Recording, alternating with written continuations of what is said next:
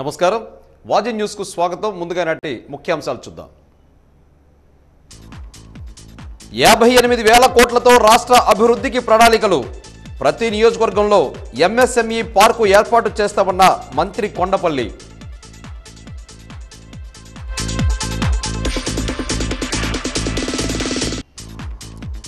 వేసవిలో అప్రమత్తంగా ఉండాలి। జిల్లా వైద్య ఆరోగ్య శాఖ అధికారిని డాక్టర్ జీవనరాణి సూచన।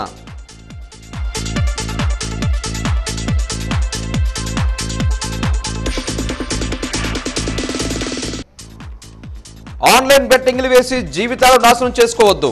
జిల్లా ఎస్పీ వకుల్ జిందాల్ హెచ్చరిక।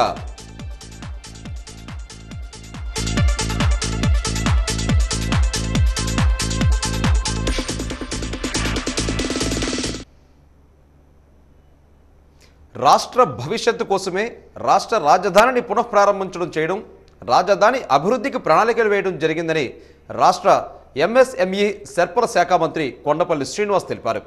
రాష్ట్ర అభివృద్ధికి 58,000 కోట్ల రూపాయలతో ప్రణాళికలు వేయడం జరిగిందని, అందుకు సంబంధించిన విజన్ ప్రణాళికను ప్రధాని మోడీ ఆవిష్కరించడం శుభ పరిణామమని మంత్రి తెలిపారు। ఈరోజు మంత్రి తన క్యాంపు కార్యాలయంలో మీడియా సమావేశంలో మాట్లాడారు। రాష్ట్రం విడిపోయి 10 ఏళ్లు అవుతున్నా రాజధానిని అభివృద్ధి చేసుకోలేకపోయామని, చంద్రబాబు నాయుడు ముఖ్యమంత్రిగా రాజధానికి కావలసిన అన్నింటినీ సమకూర్చగలిగారని తెలిపారు। అమరావతిలో ఐటీ టెక్ హబ్లను అభివృద్ధి చేయడమే కాకుండా రాష్ట్రంలోని అన్ని జోన్స్లో అభివృద్ధి కోసం విజనరీ డాక్యుమెంట్ను రూపొందించారని తెలిపారు।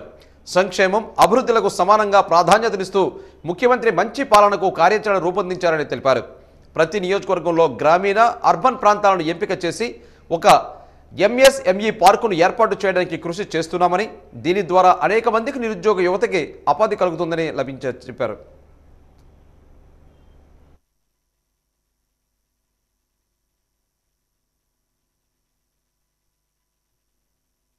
మన రాష్ట్ర రాజధాని పునఃప్రారంభానికి నిన్న జరిగినటువంటి ఈవెంట్ మీద కొంత మాట్లాడడానికి మీకు పిలుపునిచ్చాను। ఎందుకంటే గౌరవ ముఖ్యమంత్రి వర్యులు శ్రీ నారా చంద్రబాబు నాయుడు గారు ఎంతో ప్రతిష్టాత్మకంగా గౌరవ ప్రధానమంత్రి గారిని పిలిపించి మళ్ళీ పునఃప్రారంభం కింద సుమారు 58,000 కోట్ల రూపాయలు రాష్ట్రంలో అభివృద్ధి పనుల్లో పెట్టడం జరిగింది। అందులో ముఖ్యంగా అమరావతికి ప్రధానంగా 48,000 కోట్ల రూపాయలు అమరావతికి ఇవ్వడం, అమరావతి తాలూకు అభివృద్ధి కోసం అని చెప్పి ప్రణాళిక వేసి ఈరోజు కొత్త ఒరవడితో ఈరోజు రాష్ట్ర రాజధానిని నిర్మాణించడానికి ఒక కొత్త కార్యాచరణ చేయడం జరిగింది। క్యాపిటల్కి అవసరమైన దాని మీద ఒక రోడ్ మ్యాప్ వేసుకొని గౌరవ ముఖ్యమంత్రి వాళ్ళు అప్పుడు ప్రారంభిస్తే గత పాలకులు దాన్ని నిర్వీర్యం చేసి ఎంతోమంది యువతకు ఒక భవిష్యత్తు లేకుండా చేశారు। ఈరోజు మనం చూసాం హైదరాబాద్ మహానగరంలో మన ప్రాంతం వాళ్ళు చాలామంది వెళ్ళి ఉద్యోగాలు చేసుకుంటున్నారు। అదేవిధంగా చెన్నై పట్టణంలో కూడా చాలామంది మన ప్రాంతం వాళ్ళు మన తెలుగు వారు చాలామంది ఉద్యోగాలు చేసుకునే పరిస్థితి ఉంది। మరి అలాంటి క్యాపిటల్ మన రాష్ట్రంలో కూడా నెలకొల్పాలని, మన భావితరాలకు ఒక మంచి భవిష్యత్తు కల్పించాలన్న సదుద్దేశంతో గౌరవ ముఖ్యమంత్రి వారు పెద్ద ఎత్తున మన రాష్ట్రానికి ఒక మంచి క్యాపిటల్ని ఏర్పాటు చేయడం జరుగుతుంది। ఎందుకంటే ఐటీ సెక్టర్లో కొంత భాగాన్ని పెట్టడం, అలాగే టెక్నాలజీ ప్రతి రతన్ టాటా ఇన్నోవేషన్ హబ్ అనుకొని ఈరోజు హబ్ మోడల్ కూడా అమరావతిలో పెట్టడం, ఇవన్నీ ఏంటంటే మన రాష్ట్రానికి పరిపాలించే ఒక కేంద్రీకృతమైనటువంటి టెక్నాలజీని కూడా ఈరోజు అమరావతిలో తీసుకొస్తున్నారు। అంతేకాకుండా గౌరవ ముఖ్యమంత్రి వాళ్ళు క్యాపిటల్ సిటీ ఒకటే కాదు, ప్రతి జోన్లో కూడా అభివృద్ధి కల్పించాలని ఈరోజు ప్రతి డిస్ట్రిక్ట్ని కూడా ఒక మోడల్ కింద చూసుకుని ఆ మోడల్లో ఎటువంటి ఇండస్ట్రీస్ తీసుకురావాలి, ఎటువంటి అభివృద్ధి కల్పించాలనేది కూడా డీసెంట్రలైజ్ కూడా చేస్తున్నారు। ఈరోజు మనం క్యాపిటల్ని అభివృద్ధి చేసుకోవడమే కాకుండా స్పోక్ మోడల్లో ప్రతి జోన్ను కూడా అభివృద్ధి చేసే ప్రయత్నం గౌరవ ముఖ్యమంత్రి వారు చేస్తున్నారు। ఇవన్నీ వేసవిని దృష్టిలో పెట్టుకుని ప్రజలు అప్రమత్తంగా ఉండాలని జిల్లా వైద్య ఆరోగ్య శాఖ అధికారిని ఎస్ జీవనరాణి పిలుపునిచ్చారు। వాజీ న్యూస్తో ఆమె మాట్లాడుతూ ప్రస్తుతం ఉష్ణోగ్రత తీవ్రత ఎక్కువగా ఉందని, దానివలన వడగాలులు వీస్తూ ఉండడంతో శరీరంలో శక్తి సామర్థ్యాలు తగ్గుతాయని అన్నారు। అందుకోసం ప్రజలు ఎండ తీవ్రత తక్కువగా ఉన్నప్పుడు మాత్రమే బయటకు వెళ్లాలని సూచించారు। తప్పనిసరి పరిస్థితుల్లో బయటకు వెళ్ళినప్పుడు గొడుగులు వేసుకుని వెళ్లాలని, లేదా సూర్యకిరణాలు తలకు తగలకుండా టోపీ ధరిస్తే ఎండ తీవ్రతకు గురికామని ఆమె అన్నారు। ఇప్పటికే వైద్య ఆరోగ్య శాఖ అన్ని గ్రామాలకు ఓఆర్ఎస్ ప్యాకెట్లను సరఫరా చేశామని చెప్పారు। ముందస్తు చర్యలలో భాగంగా ఉపాధి పనులు చేస్తున్న వారికి అవగాహన కల్పించి ఉదయం 10 గంటల లోపు పనులు ముగించి ఇళ్లకు చేరుకోవాలని చెప్పామని తెలిపారు.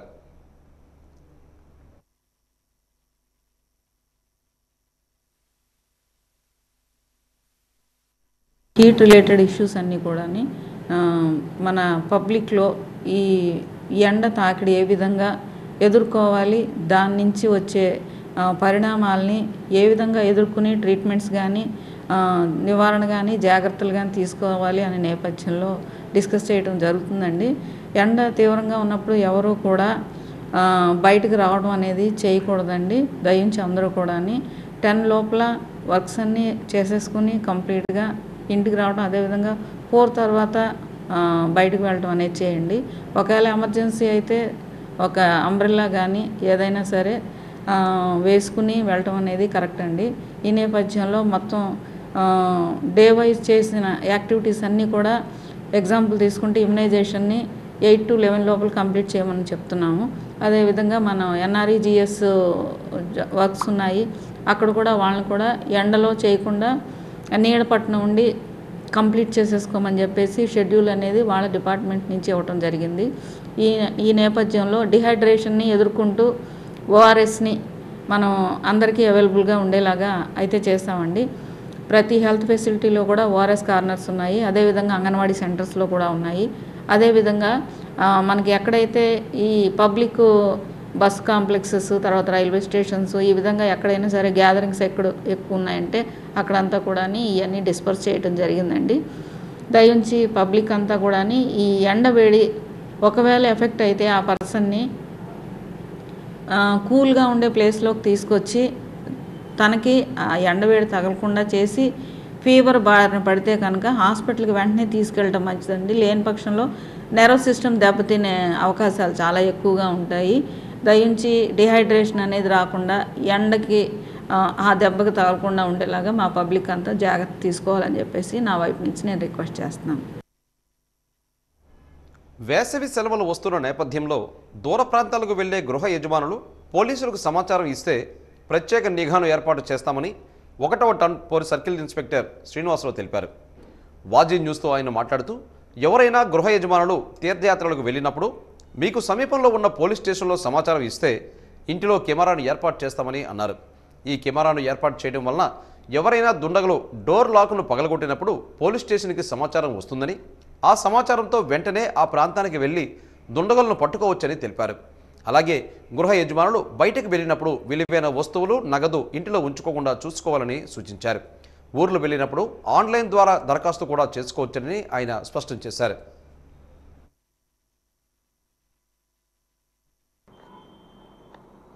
మన విజయనగరం పట్టణంలో మన విజయనగరం జిల్లా ఎస్పీ గారు శ్రీ వకుల్ IPS గారి ఆదేశాల మేరకు మేము అందరికీ కూడా ప్రజలకు అవగాహన కలిగించడానికి, ఈ ప్రాపర్టీ అఫెన్స్ దొంగతన నేరాలు అరికట్టడానికి, ఇన్ కేసు అయితే వాటిని డిటెక్షన్ చేయడానికి పోలీసు వారు శాఖ వారు అందరికీ కూడా ఇస్తున్న ఫ్రీ ఫెసిలిటేట్ గురించి ఎక్స్ప్లెయిన్ చేయడం జరుగుతుంది. ఇది లాక్డ్ హౌస్ మానిటరింగ్ సిస్టమ్ అని LHMS గురించి అందరికీ అవగాహన కల్పించడానికి మేము ప్రయత్నం చేస్తున్నాం.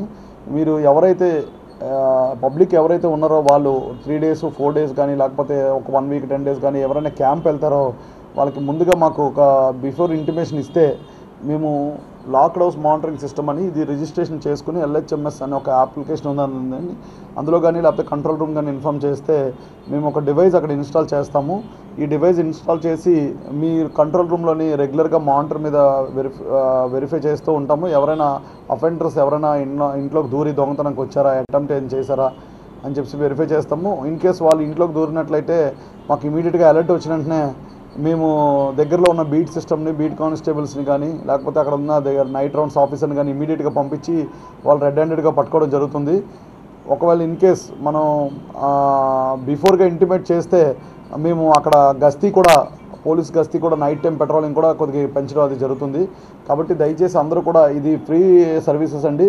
ఇది అందరూ కూడా LHMS locked house monitoring system అనేది సర్వీసెస్ని అందరూ కూడా ప్రజలందరూ కూడా వినియోగించుకోవాలని పబ్లిక్ అందరినీ కోరుతున్నాము. బిఫోర్గా ఇంటిమేట్ చేసినా సరిపోతుంది, లేకపోతే LHMS అని ఒక అప్లికేషన్ ఉంటుంది, ప్లే స్టోర్లో అది డౌన్లోడ్ చేసుకొని అందులో లాగిన్ అయ్యి మీ డీటెయిల్స్ మీరు ఎప్పుడు వెళ్తారో క్యాంప్ అది ఇన్ఫామ్ చేస్తే మా పోలీస్ సిబ్బంది మా 1 టౌన్ పోలీస్ స్టేషన్ కానీ కంట్రోల్ రూమ్ నుంచి కానీ మీకు ఫోన్ చేసి మీతో మాట్లాడి ఈ డివైస్ వచ్చి మీకు ఇన్స్టాల్ చేస్తారు. ఇది ఫ్రీ ఆఫ్ కాస్ట్ అండి, ఏం ఛార్జ్ చేయరు. దీనివల్ల ఇది ఇన్స్టాల్ చేసిన తర్వాత ఏదైతే రూమ్లో ఇన్స్టాల్ చేస్తారో ఆ ఇంట్లో ఏదైనా ఆబ్జెక్ట్, ఈవెందో ఏదైనా ఆబ్జెక్ట్ వచ్చినా సరే, ఏం మూమెంట్ ఉన్న ఆబ్జెక్ట్ వచ్చినా లేకపోతే పర్సన్స్ వచ్చినా ఇమీడియట్గా ఐడెంటిఫై అయ్యి కంట్రోల్ రూమ్కి అలర్ట్ చేస్తుంది. దాన్ని బట్టి ఇమీడియట్గా వాళ్ళని పట్టుకోవడానికి అవకాశం ఉంటుంది. కాబట్టి ఈ సర్వీసెస్ అందరూ కూడా యూటిలైజ్ చేసుకోవాలని కోరుకుంటున్నాం. ఉమ్మడి విజయనగరం జిల్లాలో గత నెల 28 నుండి చిన్నారులకు వేసవి శిక్షణా శిబిరాలు ప్రారంభించారు. ఈ వేసవి శిక్షణా శిబిరాలు 45 రోజుల పాటు నిర్వహిస్తున్నట్లుగా గ్రంథాలయాల శాఖ ఇన్ఛార్జ్ అధికారిని లక్ష్మి ఈరోజు వాజెన్ న్యూస్కు తెలిపారు. వేసవి శిక్షణా తరగతుల్లో భాగంగా విద్యార్థులకు పలు సామాజిక అంశాలపై అవగాహన కల్పిస్తున్నామని అన్నారు.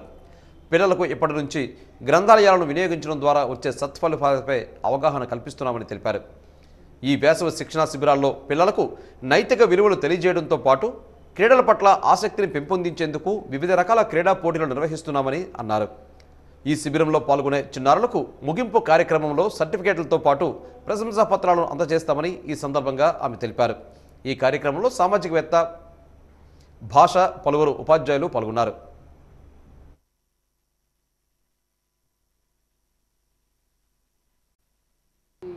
ఈ యొక్క సంవత్సరం 2025 సంవత్సరంలో ఈ యొక్క వేసవి శిక్షణ తరగతులు సమ్మర్ ఓరియంటేషన్ ప్రోగ్రామ్స్ ఇవి 28/4/2025 నుంచి 6/6/2025 వరకు ఒక 40 డేస్ ఈ సమ్మర్ కార్యక్రమాలు పిల్లలకి నిర్వహించబడుతున్నాయి.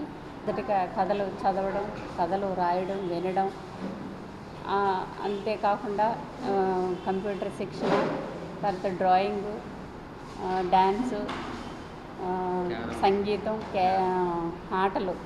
ఆటల్లో క్యారమ్స్, చెస్ ఇలా మొదలైన ఒక కార్యక్రమాల్లో వాళ్ళకి నేర్పించడం జరుగుతుంది. పిల్లలందరూ కూడా ఎంతో ఉత్సాహంగా ఈ యొక్క కార్యక్రమాల్లో పాల్గొని ఆ కార్యక్రమాలను వినడం జరుగుతుంది. అలాగే తల్లిదండ్రులు కూడా పిల్లల్ని ప్రోత్సహించి ఈ యొక్క కార్యక్రమాలకు పంపించవలసిందిగా, వారి యొక్క సమయాన్ని ఈ విధంగా మంచి విషయాలు నేర్చుకోవడానికి ఎంతగానో ఉపయోగపడుతున్నాయి. అలాగే టీచర్స్ కూడా మంచి విషయాలు నేర్పిస్తున్నారు. వివిధ శిక్షణలో పొందినటువంటి టీచర్స్ పాల్గొని వాళ్ళకి ఎంతగానో వారి యొక్క విజ్ఞానాన్ని వారికి అందిస్తున్నారు. అలాగే ఈ యొక్క కార్యక్రమంలో పాల్గొన్నటువంటి విద్యార్థులకు వివిధ పోటీ కార్యక్రమాలు నిర్వహించి గెలుపొందినటువంటి వారికి బహుమతులు అందజేయడం, సర్టిఫికేట్స్ ఇవ్వడం అటువంటివి జరుగుతాయి. కావున అందరూ కూడా ఇంకా మిగతా విద్యార్థులు ఇంకా ఈ యొక్క కార్యక్రమాల్లో పాల్గొని ఈ యొక్క వేసవి శిక్షణ తరగతులను విజయవంతం చేయవలసిందిగా కోరుతున్నాను. కాశ్మీర్లో జరిగిన ఉగ్ర దాడిని నిరసిస్తూ ఉగ్రదాడిలో అమరులైన వారికి అశ్రు నివాళులు అర్పిస్తూ ఈ నెల 18వ తేదీన హనుమాన్ శోభాయాత్ర భారీ బైక్ ర్యాలీ నిర్వహించడం జరుగుతుందని బీజేపీ సీనియర్ నాయకులు పాకలపాటి సన్యాసరాజు అన్నారు. నగరంలోని కొత్త అగ్రహారం పంచముఖ ఆంజనేయ స్వామి ఆలయంలో ఈరోజు ఆయన మీడియాతో మాట్లాడారు. విశ్వ హిందూ పరిషత్ బజరంగ దళ్ ఆధ్వర్యంలో హనుమత్ జయంతి ఉత్సవాలు నిర్వహించడం జరుగుతుందని అన్నారు. 18వ తేదీ ఉదయం 10 గంటల నుంచి మధ్యాహ్నం 1 గంట వరకు భజన, గురువుల ఆధ్వర్యంలో నామ సంకీర్తన, 1 గంట నుంచి 2 వరకు అన్నప్రసాద వితరణ, 2 నుంచి 4 వరకు హనుమాన్ చాలీసా పారాయణం, సాయంత్రం 4 నుంచి 6 గంటల వరకు శోభాయాత్ర, 6 గంటలకు బహిరంగ సభ ఉంటుందని అన్నారు. ఈ కార్యక్రమాలను విజయవంతం చేయాలని పిలుపునిచ్చారు.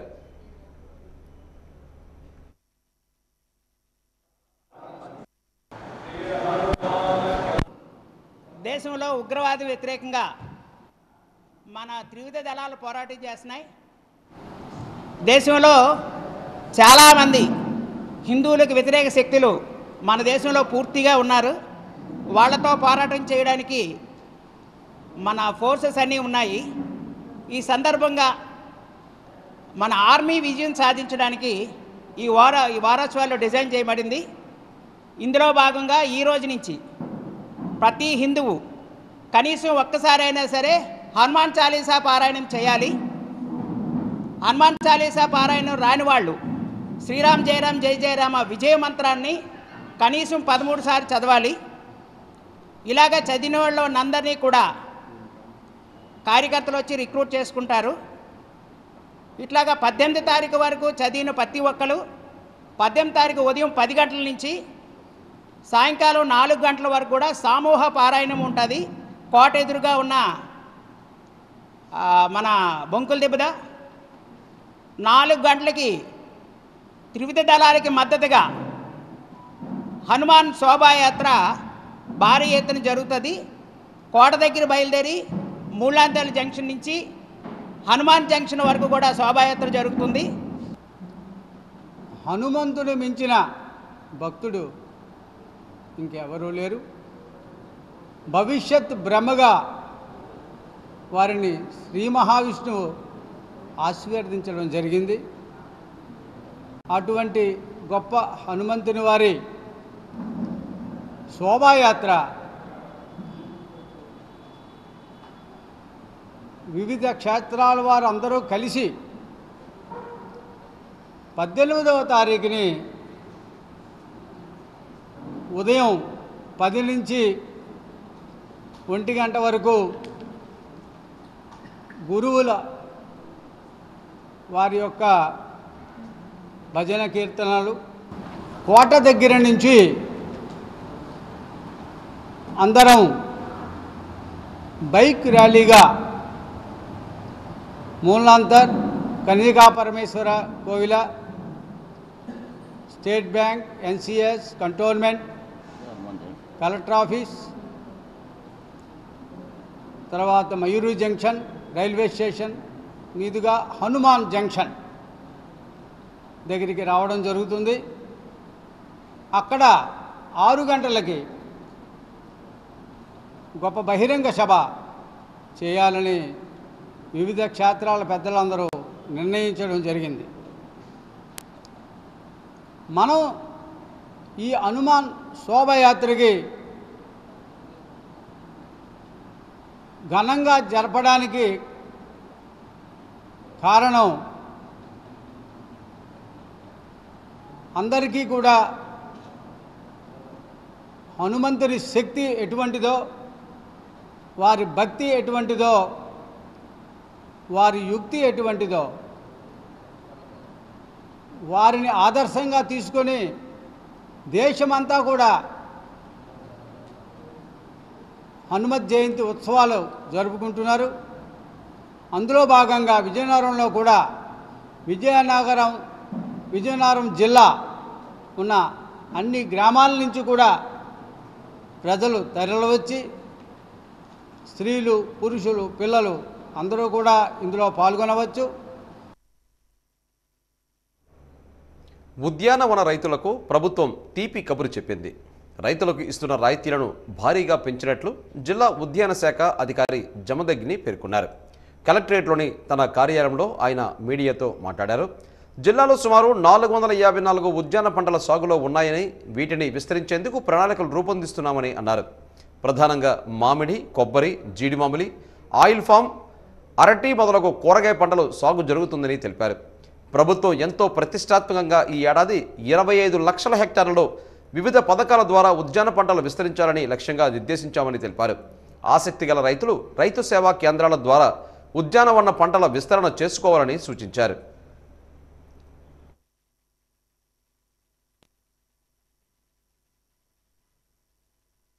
ఈ సంవత్సరం ఉద్యాన శాఖ ద్వారా మనం మళ్ళీ వివిధ స్కీమ్లు లైక్ ఎంఐడిహెచ్ కానీ, ఆర్కేవీవై కానీ, ఆయిల్ పామ్ కానీ, అలాగే కోకోనట్ డెవలప్మెంట్ బోర్డు ద్వారా, ఎన్ఆర్జిఎస్ ద్వారా కూడా మనము వివిధ రకాల పళ్ళ తోటలన్నీ కూడా విస్తరణ కార్యక్రమం చేపట్టబోతున్నాం.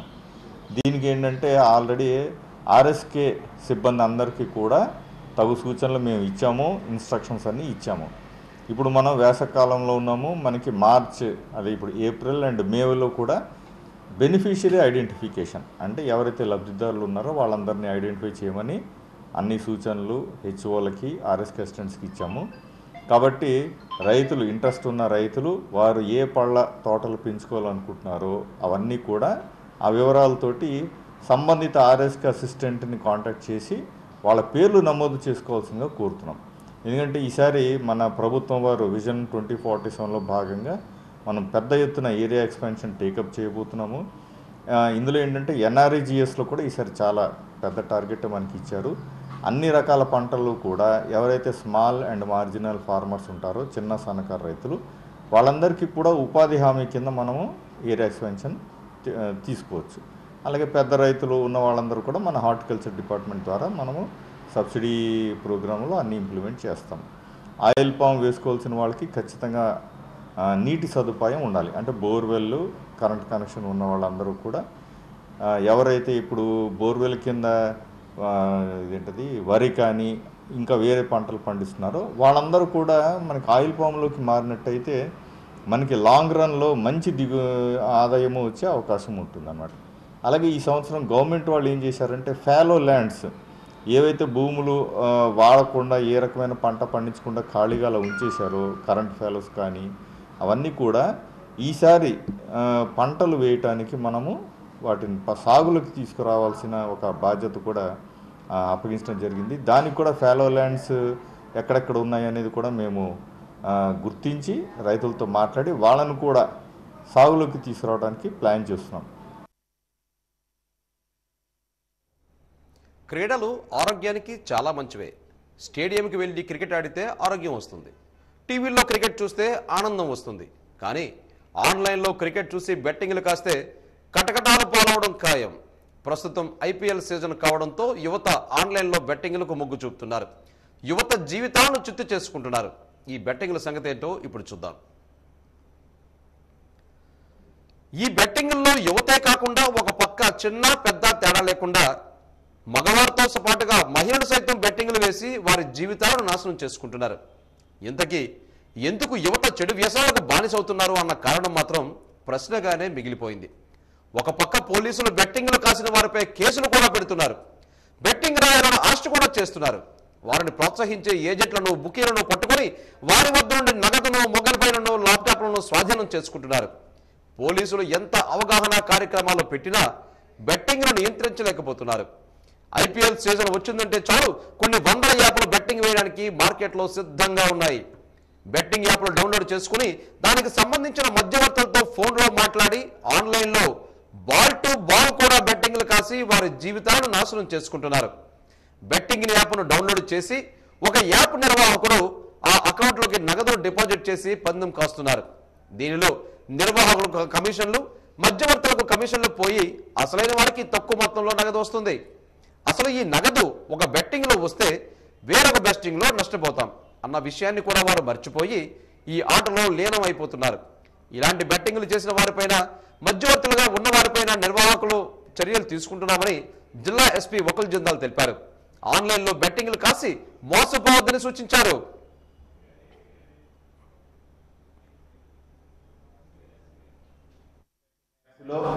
దయచేసి మీ డబ్బు పోగొట్టుకోకండి. ఇట్లాంటి బెట్టింగ్ యాప్స్ మీకు ప్రలోభంలో పెట్టి మీ హార్డ్ ఎర్న్డ్ మనీ మీరు పోగొట్టుకుంటారు. మీరు బెట్టింగ్ చేస్తే దాంట్లో 90% మీరు ఓడిపోతారు. 10% ఛాన్స్లు మీరు ఏమైనా గెలుస్తారని ఉంటాయి. ఇవన్నీ betting apps, they are designed to make you lose. మీరు బెట్టింగ్ చేస్తే ఖచ్చితంగా దాంట్లో మీరు సంపాదించేది ఉండదు. ఏదైతే మీరు పెడతారో అది ఏదో విధంగా ఎవరైతే యాప్ రన్ చేస్తున్నారో, ఎవరైతే ఏజెంట్స్ ఉన్నారో, ఎవరైతే ఈ కింగ్ పిన్స్ ఉన్నారో వాళ్ళ జేబులోకి పోతుంది. సో ఏదైనా ఆశ పడి ఏదో మేము సంపాదించుకుంటాము బెట్టింగ్ చేసి, అది అట్లాంటి తప్పులు చేయకండి. సో అందరికీ మీ ద్వారా, మీడియా ద్వారా ఈ విజ్ఞప్తి చేస్తున్నాము. అండ్ ఈ రాధే ఎక్స్చేంజ్ యాప్ ఈ మధ్య చాలా పాపులర్ అయింది. రాధే ఎక్స్చేంజ్ యాప్లో చాలామంది బెట్టింగ్ చేస్తున్నారు. సో ఈ దయచేసి ఈ రాధే ఎక్స్చేంజ్ యాప్ వాడుకోకండి అండ్ ఇట్లాంటి దాంతో దూరంగా ఉండండి అని మీ ద్వారా అందరికీ విజ్ఞప్తి చేస్తున్నాము. సులభంగా డబ్బు సంపాదించేద్దామన్న ఆలోచనతో చాలా మంది యువత బెట్టింగ్లకు అలవాటు పడి వారి బంగారు భవిష్యత్తును నాశనం చేసుకుంటున్నారు. చాలా మంది ఆసుపత్రుల పాలు కూడా అవుతున్నారు. ఇది ఒక వ్యసనంలా మారి చివరకు ఆరోగ్య సమస్యగా ఏర్పడుతుందని మహారాజా సర్వజన ఆసుపత్రి సైకాలజిస్ట్ డాక్టర్ ఎస్వి రమణ పేర్కొన్నారు. బెట్టింగ్ అనేది సమాజంలో చాప కింద నీరులో మారంగానే వాటిని నియంత్రించాల్సిన బాధ్యత ఒక పక్క పోలీసులపై ఉన్నప్పటికీ బాధ్యతాయుతంగా ఎవరికి వారు తెలుసుకోవాలని అన్నారు. పాఠశాలలు కళాశాలలు సెలవులు కావడంతో విద్యార్థుల తల్లిదండ్రులు వారి పిల్లలను ఎప్పటికప్పుడు గమనిస్తూ ఉండాలని అన్నారు. ఆన్లైన్లో బెట్టింగ్ ఏమైనా కాస్తున్నారా లేదా అని చూస్తూ వారి వద్ద నుండి మొబైల్ ఫోన్స్ కూడా దూరం చేయాలని సూచించారు. ఇది ఈ నెల చివరి వరకు కూడా ఐపీఎల్ ఉంది. ప్రతి విద్యార్థి మనిషి అనేవాడి దగ్గర ఈరోజు సెల్ ఫోన్ అనేది వచ్చింది. ఆ యాప్ డౌన్లోడ్ చేసుకోవడం, డబ్బులుంటే దానికి ఒక లైజనింగ్ కుర్రోళ్ళు పెట్టుకోవడం, అందులో డబ్బు డిపాజిట్ చేసి ఈ ఐపీఎల్లో పార్టిసిపేట్ చేయడం జరుగుతుంది. ఐపీఎల్ వరకు వచ్చినట్లయితే. కాకపోతే ఇప్పుడు ఏంటంటే ఇది ఒక వ్యసనానికి గురి అయిపోతున్నారు జనాలు కూడా. ఇందులో యూతే కాదండి, డబ్బులున్న ప్రతి మనిషి కూడా ఇందులో ఇన్వెస్ట్ చేయడం, అది పోయిన తర్వాత డిప్రెషన్కి వెళ్ళిపోవడం. ఇది ఒక మానసిక రుగ్మత అండి, వ్యసనం అనమాట ఇది. దీన్ని ఏంటంటే ఇందులో నుంచి క్విట్ అయిపోయి బయటకు రావాలి తప్ప ఇది అలాగ అలవాటు అవుతున్న కొలిది ఏమవుతుందంటే ఒక మానసిక రుగ్మతకి గురైన తర్వాత మెడనొప్పి రావడం ఫిజికల్గా, అలాగే కళ్ళు మంటలు రావడం, బ్లర్రడ్ విజన్గా రావడం, మానసికంగా కృంగుబాటుకి ఎక్కువ గురయ్యి దీని తర్వాత ఆర్థికంగా నష్టాలు వచ్చేటప్పుడు, డబ్బులు పోగొట్టేటప్పుడు వీళ్ళు ఏంటంటే ఇంకా దొంగతనాలు అలాంటివి కూడా, రోబరీకి కూడా అలవాటు అవ్వడానికి అవకాశం ఉంది. నెక్స్ట్ స్టేజ్ అదేనండి. అందుకని తక్షణమే ఈ బెట్టింగ్ అనేది పార్టిసిపేట్ చేయకుండా ఉంటే మంచిదండి. క్రికెట్ అంటే అందరికీ ఇష్టం, నాకు ఇష్టమే. చూడడం, ఒక గంట ఎంజాయ్ చేయడం, వదిలేయడం తప్ప అందులో ఏదో డబ్బులు సంపాదిద్దాం అనుకుంటే ఎవరో పెద్దోళ్ళు అందరూ కార్పొరేట్ స్థాయి వాళ్ళందరూ ఏదో చేసుకుంటారు. కానీ సామాన్య వ్యక్తులు కానీ విద్యార్థులు కానీ ఈ మధ్య ఏంటంటే ముఖ్యంగా మహిళలు కూడా ఇందులో ఇన్వాల్వ్ అవ్వడం జరుగుతుందండి. ఇది కొంచెం ఆలోచించవలసిన విషయం. ప్రతి పేరెంట్స్ కూడా ఇది ఆలోచించండి.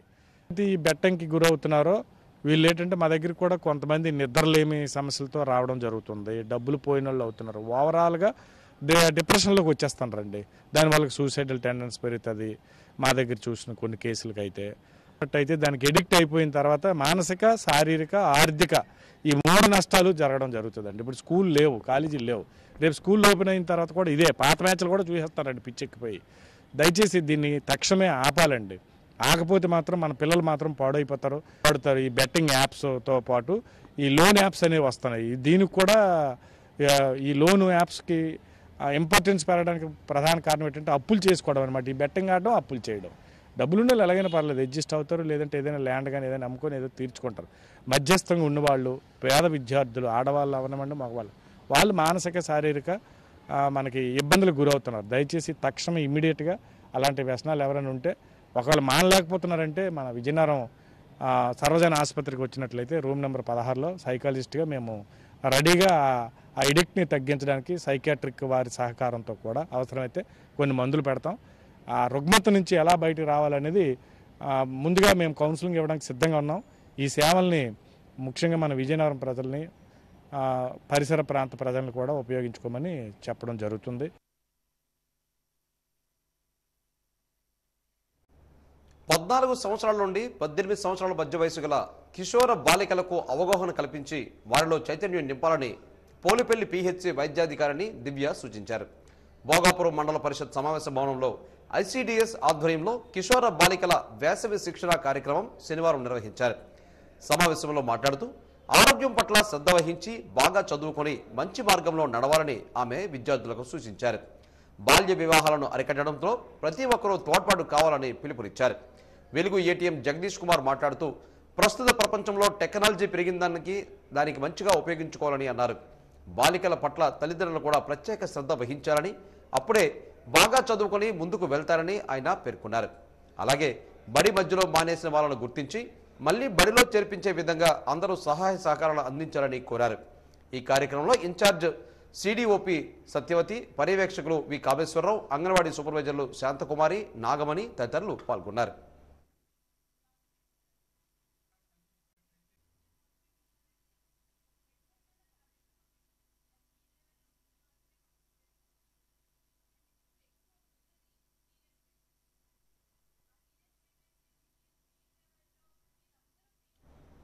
ఈనాటి వాజీ న్యూస్ ముగించే ముందు ముఖ్యాంశాలు మరొకసారి. 58,000 కోట్లతో రాష్ట్ర అభివృద్ధికి ప్రణాళికలు. ప్రతి నియోజకవర్గంలో ఎంఎస్ఎంఈ పార్కు ఏర్పాటు చేస్తామన్న మంత్రి కొండపల్లి శ్రీనివాస్.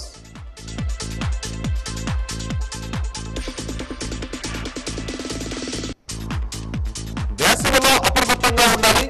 జిల్లా వైద్య ఆరోగ్య శాఖ అధికారిని డాక్టర్ జీవరాణి సూచన.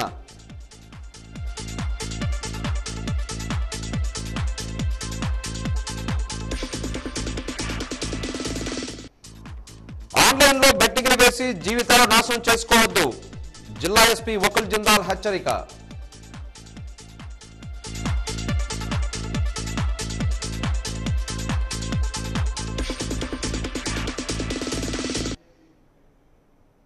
ఈనాటి వాజీ న్యూస్ ఇంతటితో సమాప్తం. మరలా ప్రసారమయ్యే వాజీ హెడ్లైన్ షోలో మళ్ళీ కలుసుకుందాం. అంతవరకు సెలవు. నమస్కారం.